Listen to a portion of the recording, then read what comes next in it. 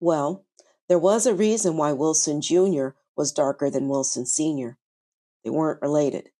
According to his sister, Wilson was the result of his mother hooking up with a dark-skinned man named Leroy Taylor. It's not clear whether Wilson Sr. knew he had been cheated on, but if he did, it didn't stop him from treating Wilson Jr. as his flesh and blood. Wilson cycled through a series of foster homes where he faced starvation, physical abuse that left scars on his body, and neglect. One of these homes belonged to a shiesty preacher who served as the prototype for his Reverend Leroy of the Church of What's Happening Now character. By the time Wilson reached his teens, he had bounced back and forth between reform school and more foster homes to eventually reunite with his father.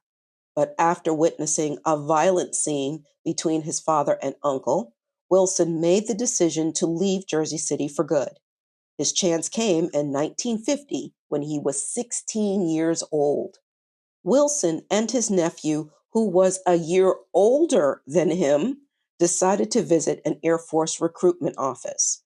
With the Korean War looming in the distance, the military needed bodies. Back then, you could join the military at 17 with parental consent. Though his nephew was able to get consent from his mother, Wilson's sister, Wilson had to lie about his age and promise his sister he would send money to her if she gave her fake parental consent, which she did. Wilson was soon introduced to racism in the military.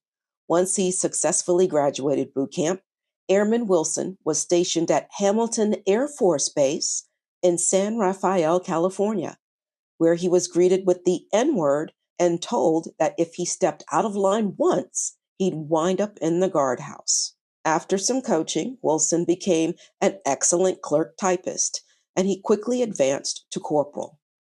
He was transferred to headquarters, where this 16-year-old practically ran the base as he fielded communications from the Pentagon and made important decisions, such as who should go to the flight school or receive a hardship discharge. But one little mistake concerning his laundry got him thrown into the guardhouse and busted down to airmen.